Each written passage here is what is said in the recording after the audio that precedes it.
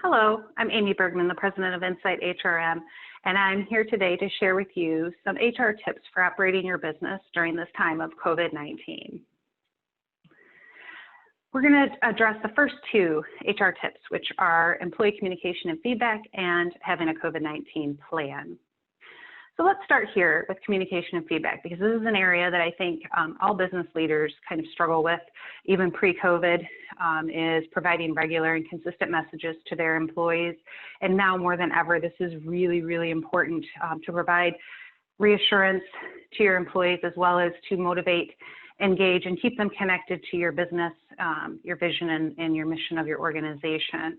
So it's really necessary at this time to let employees know what you're doing in your workplace regarding safety measures, protocols, provide that reassurance, and let them know what's expected of them.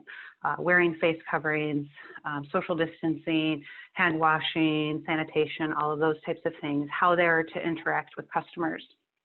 And then also what's happening if your business hasn't fully resumed the pre-COVID operations.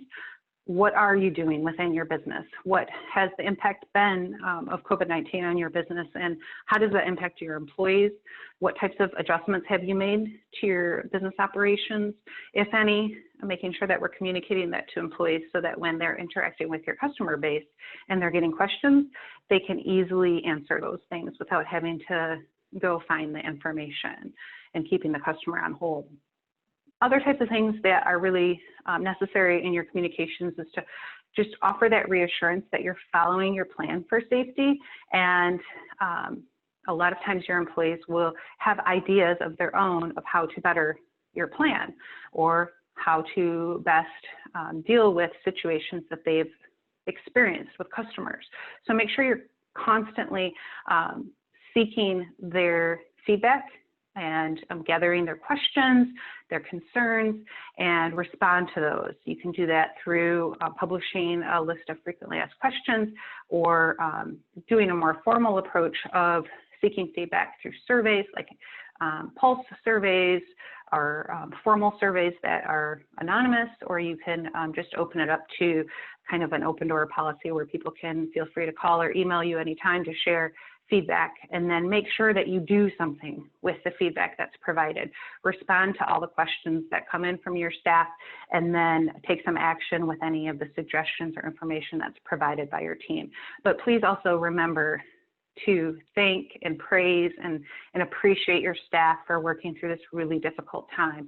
Not only are they struggling with balancing the stress of the workplace, just in general being at work during this time, but they have personal stresses outside of work because of the pandemic, how it's impacting maybe their elderly parents, or if they have children and they're dealing with the school issues and distance learning and all of those things. So lots of thanks and praise right now. Next, really important, if you are operating without a COVID-19 preparedness and response plan as a business, you are currently out of compliance with the executive order, and you need to seek some assistance now to get a plan documented and in place and rolled out and communicated to your team. So you can reach out to an organization like mine, or any association that you might be affiliated with that could have some templates, and I'd be happy to send you some resources if you reach out to me. So definitely get your plan in order. What is this plan? This plan outlines 3 key areas for your business: how to reduce the transmission among employees, how the company is going to maintain a healthy business operation, and how it's going to maintain a healthy working environment.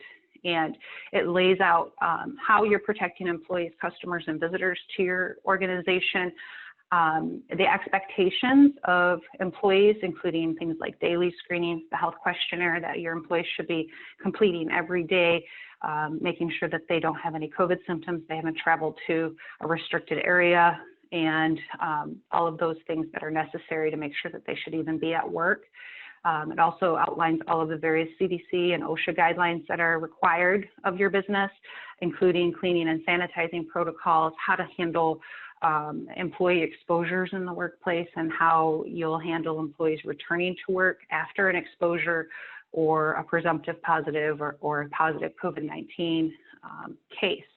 In addition, you'll be outlining the operating procedures and adjustments that you may have implemented in your business, including things like mitigation, like sneeze guards, or protective gear like face coverings or face shields for your staff, the social distancing requirements, maybe your requirements for and standards for having meetings remotely via web meetings, phone meetings, et cetera, and then how you expect your employees to be interacting with customers, what the differences are between pre-COVID and now, and those expectations. So those are some of the things that are the two top HR hot buttons for operating your business during COVID-19. Next time we talk, I'll address the other three top 5 HR issues for operating your business during COVID-19. Insight HRM is a consultancy based here in Michigan, but servicing beyond for those that need it. We provide customized HR solutions for businesses, small and medium businesses, nonprofits, and startups. We'd be happy to help you. Feel free to reach out to us today. Thank you and best wishes.